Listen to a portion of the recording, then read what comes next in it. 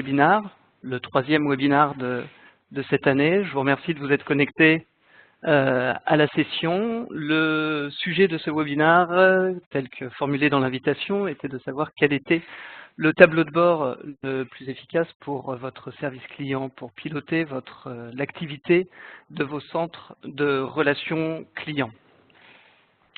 Ce webinaire est donc pour nous l'opportunité de vous présenter, partager avec vous nos convictions sur comment suivre, piloter, optimiser l'activité de vos centres de relations clients à travers notamment des indicateurs orientés gestion de la base de connaissances.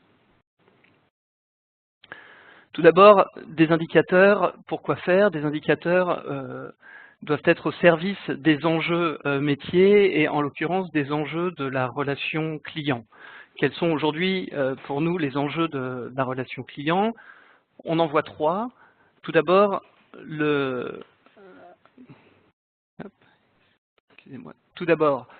on constate que le manager, le superviseur, les experts de la connaissance au sein des centres de relations clients font face désormais à un changement qui a changé de nature, à un changement qui est désormais permanent.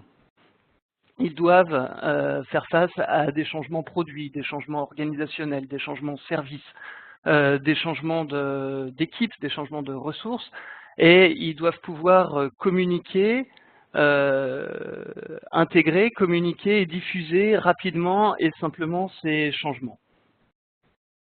D'autre part, le client,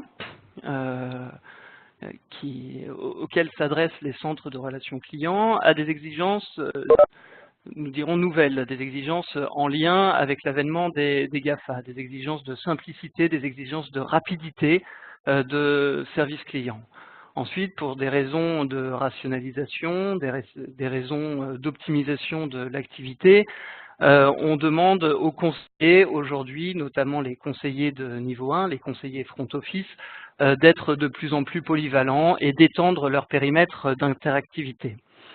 Les indicateurs doivent donc permettre de mesurer pour chacun de ces personnages, chacun de ces acteurs, l'efficacité de son activité. Pour le manager, quel est le temps qu'il met à concevoir du contenu, à concevoir des notes d'information qui vont être diffusées, partagées au sein de l'organisation. Quel est le temps qu'il va passer, quel est l'effort qu'il va fournir pour former l'ensemble des conseillers et des téléconseillers.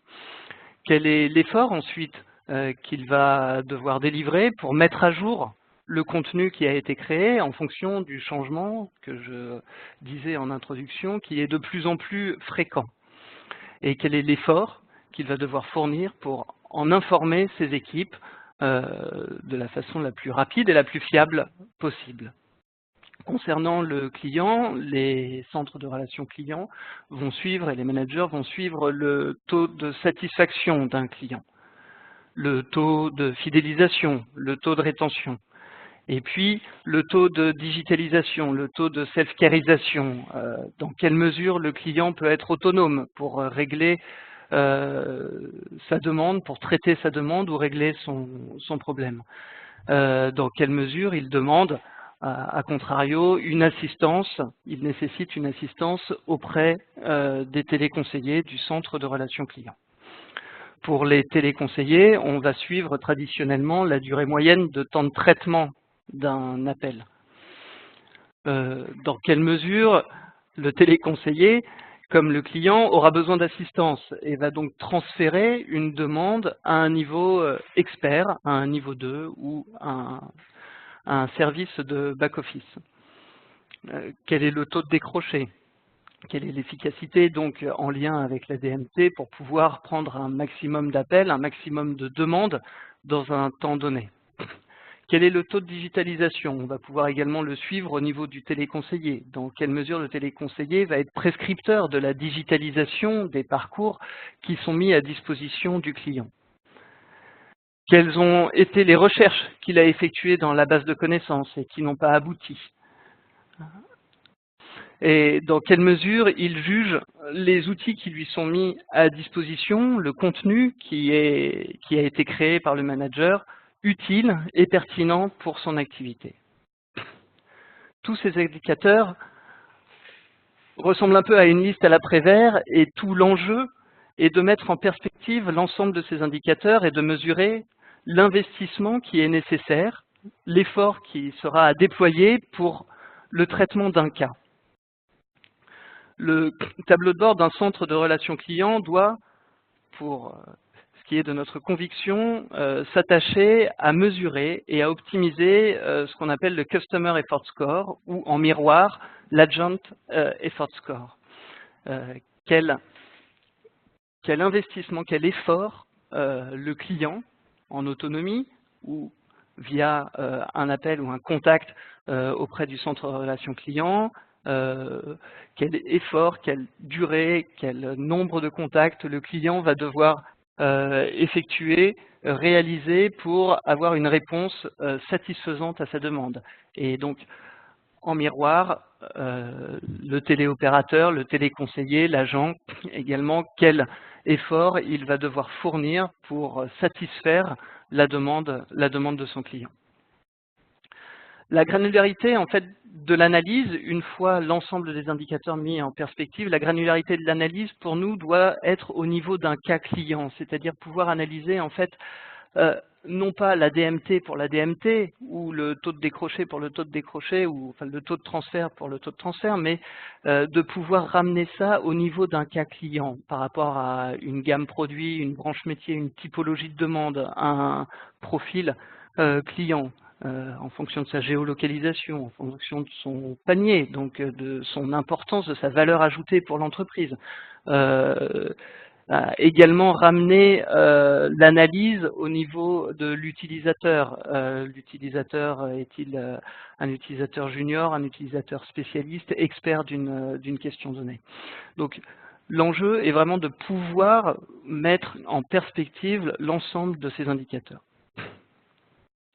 Alors quelles sont les principales composantes du Customer Effort Score? Pour nous, le Customer Effort Score doit s'attacher à mesurer l'accessibilité, à évaluer l'accessibilité d'une information, l'exploitabilité, la lisibilité et la pertinence de la réponse qui est apportée. Ces trois composantes vont permettre aux managers, aux responsables de la relation client d'évaluer la qualité du dispositif qui est mis en place. L'accessibilité, donc dans quelle mesure l'information est facilement accessible et délivré au client final. Combien de contacts pour une typologie de demande, combien d'étapes, combien d'actions effectuées par le téléconseiller pour aboutir à une solution, quel taux de résolution au premier appel. Tous ces indicateurs peuvent donner une idée du niveau d'accessibilité d'une information pour un cas donné. L'exploitabilité, la lisibilité, dans quelle mesure cette même information est compréhensible, simple et claire et peut être diffusée aux clients de façon satisfaisante et efficace. On pourra mesurer par exemple la durée moyenne passée sur un article ou sur une procédure. Quelle est la pertinence? Donc dans quelle mesure l'information délivrée s'applique véritablement au cas du client? Cette pertinence va pouvoir être mesurée par un système de notation, va pouvoir être mesurée au regard de l'ensemble des commentaires laissés sur un article ou sur une procédure. Mesurée, bien entendu, à travers des enquêtes de satisfaction réalisées auprès des clients qui ont sollicité le centre de relations clients. La pertinence va pouvoir être également mesurée par rapport au taux de réouverture d'un dossier, taux de réouverture pour un ticket, les tickets ayant été clôturés, et au final, le client rappelle le téléconseiller pour la demande qu'il a effectuée et qui n'a pas été réellement résolue. Donc l'objectif, je vous le disais, est de savoir quel effort pour quel cas et pour quelle valeur perçue et quelle valeur réelle pour l'entreprise.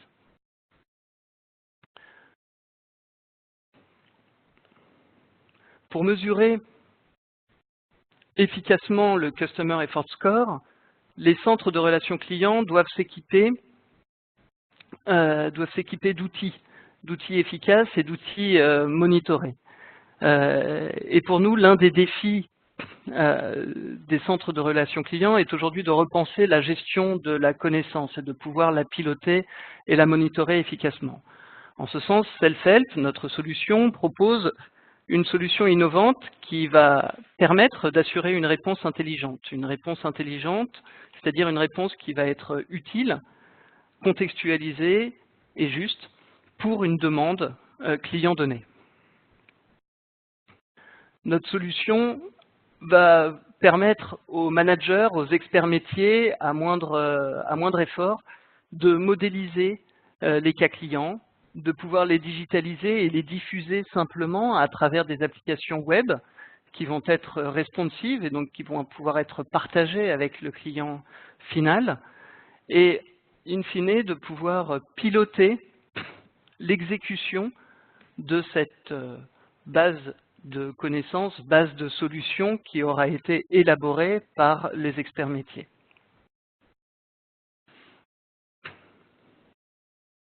Un exemple d'analyse et d'optimisation de la gestion de la connaissance. Dans le cadre d'un centre de relations clients pour une compagnie d'assurance, on constate souvent que les téléconseillers recherchent dans la base de connaissances des articles. Ils ont donc, pour un cas donné, la mise à disposition d'articles qui sont des articles experts, complets, pour traiter différents cas. Et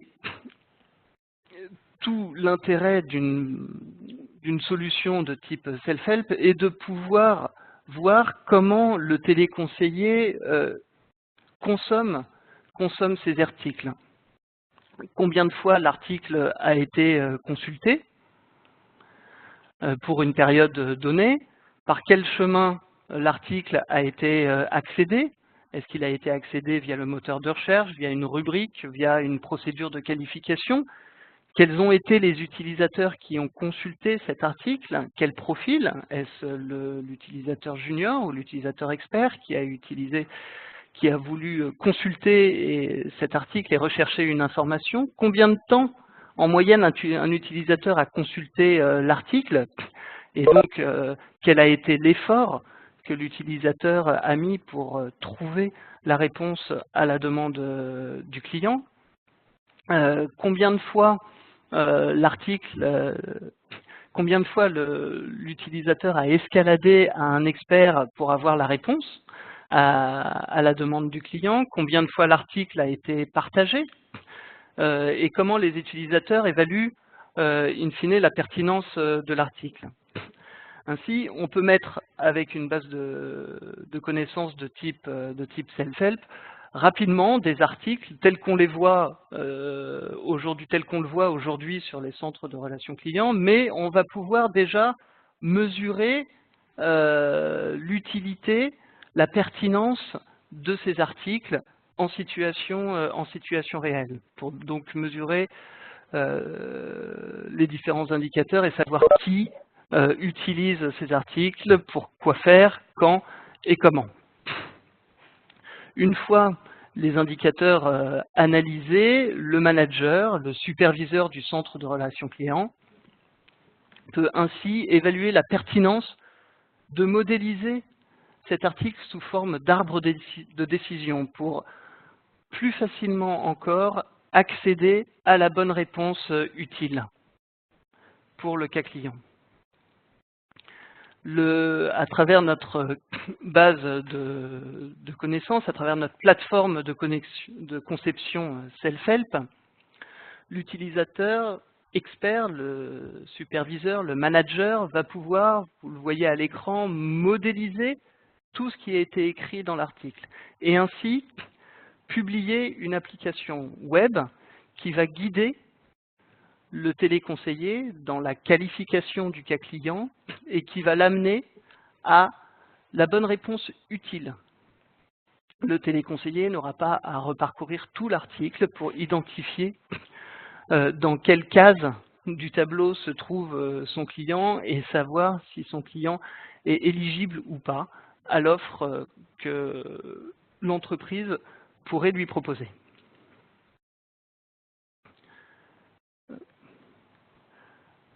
Ainsi, nous pourrons publier une application qui ressemblerait à cette application avec simplement une question, préciser si l'assuré a un ancien véhicule assuré ou non et ce qu'il compte en faire.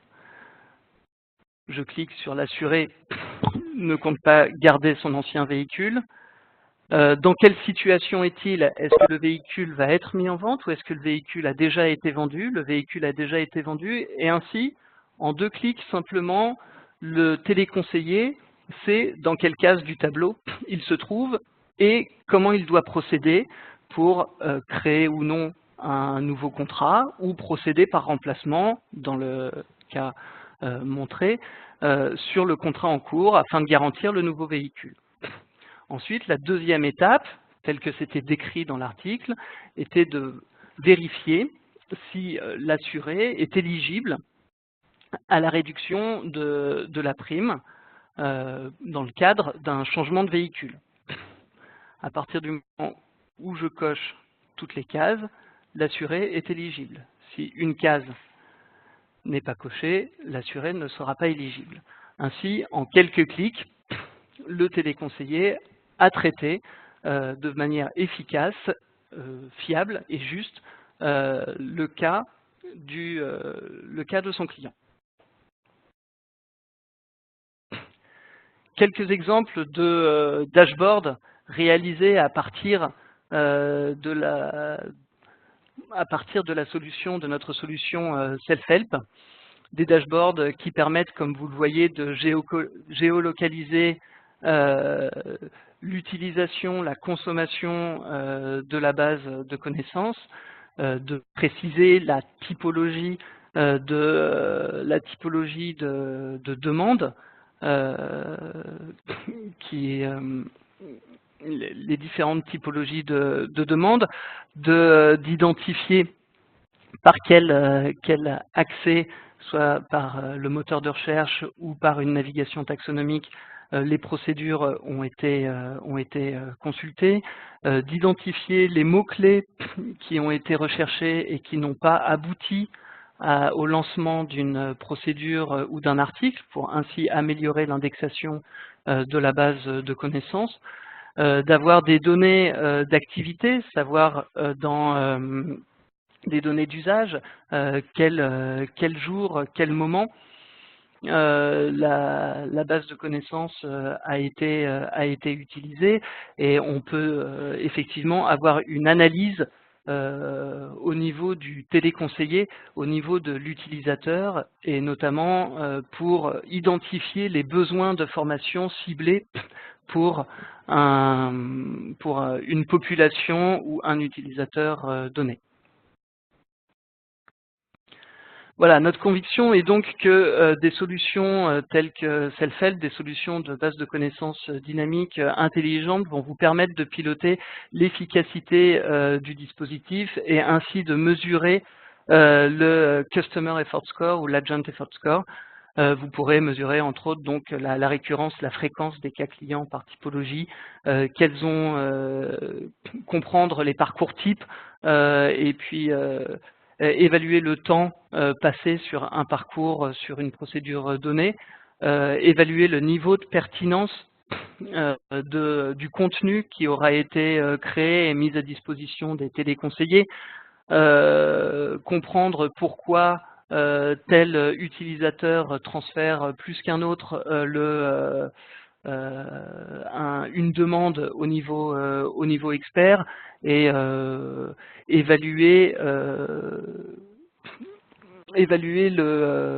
l'efficacité, le niveau d'accessibilité des connaissances mises à disposition des téléconseillers. In fine, Comme je vous le disais en introduction, mesurer la DMT pour la DMT ou mesurer le taux de transfert pour le taux de transfert, ça n'a pas de sens. Il faut, comme je vous l'ai expliqué, le ramener au cas client, en comprendre les causes et tout ça. Pourquoi? Pour avant tout développer le temps d'interaction utile entre l'entreprise et le client. Et avec notre solution, vous pouvez mettre en œuvre une organisation productive, agile, monitorée, qui va vous permettre d'atteindre des résultats, rapides et d'optimiser l'activité de votre relation client. Les bénéfices que vous pouvez tirer de la mise en œuvre en fait de notre solution, c'est une implémentation rapide, offrir à vos utilisateurs téléconseillers ou clients une expérience digitale, pouvoir automatiser des actions, fédérer des technologies en intégrant simplement des parcours intelligents avec vos outils métiers, piloter, monitorer l'activité et pouvoir simplement faire évoluer, enrichir le dispositif mis en place. Quelques références de clients qui utilisent déjà Self-Help.